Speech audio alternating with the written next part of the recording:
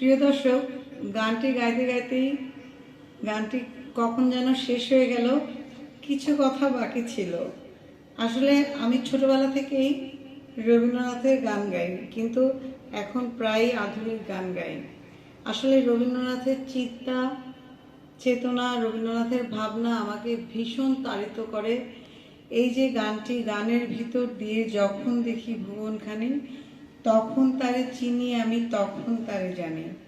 আসলে গান এমন একটা বিষয়, এমন একটা ভালো লাগার জায়গা, গানের মধ্যে থাকলে আসলেই মনটা ভালো হয়ে যায়।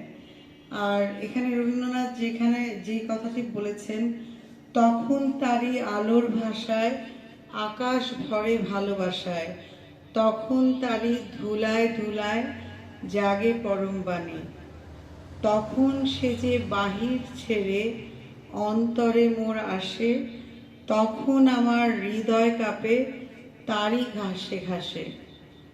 আমার গলাটা ভীষণই বসা। আমার সবসময় যখনই কাজ করতে চাই বা গান গাইতে চাই ভীষণ বসা থাকে, আর অনেক দিন রেয়াজ করা হয় না, ক্ষমাসুন দৃষ্টিতে দেখবেন।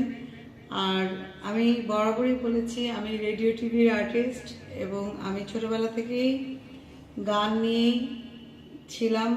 এছাড়াও আমার পেশা, আমি একজন লয়ার, এবং আমি অনেক বছর সাংবাদিকতা করেছি। আর রবীন্দ্রনাথের গান আমি আমার গুরু রেজানা চৌধুরী বন্যা, আর আমি নজরুল গীতির উপরেও ডিপ্লোমা করেছি নজরুল ইনস্টিটিউটে। গান নিয়ে প্রচুর পড়াশোনা করেছি। তো আমি মাঝে মাঝে ভাবি যে গানের পাশাপাশি যদি একটু এটা সেটা করি, হয়তো আমার দর্শকদের ভালো লাগবে। আর একঘেয়েমি গান করি নাই, কিন্তু এখন আমার মনে হয় যে যেহেতু আমি গানের শিল্পী, আমার গানটাই করা উচিত। এতদিন অনেক মজা করেছি বা কোথাও গিয়েছি, মোটিভেশনাল কথা বলেছি। আর যেহেতু আমি গান করি, আমার দায়িত্বের মধ্যেও পড়ে যে কোনো ভালো কথা, সেটা যেটা ভালো লাগে, যেটা বললে অনেকে অনেক কিছু শিখতে পারবে, জানতে পারবে। কারণ আমরা সবাই তো সব কিছু জানি না, তাই না?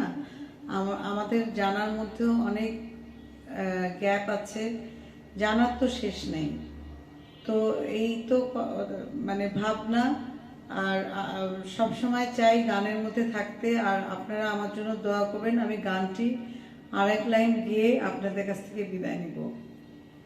গানের ভিতর দিয়ে যখন দেখি ভুবন খানি, তখন তারে চিনি আমি, তখন তারে জানি।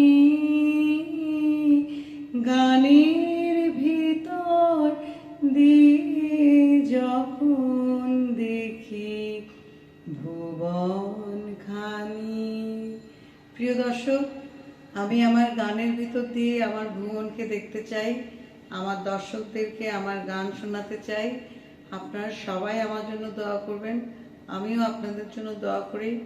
সবাই ভালো চিন্তা করবেন, সবাই ভালো থাকবেন। আল্লাহ হাফেজ।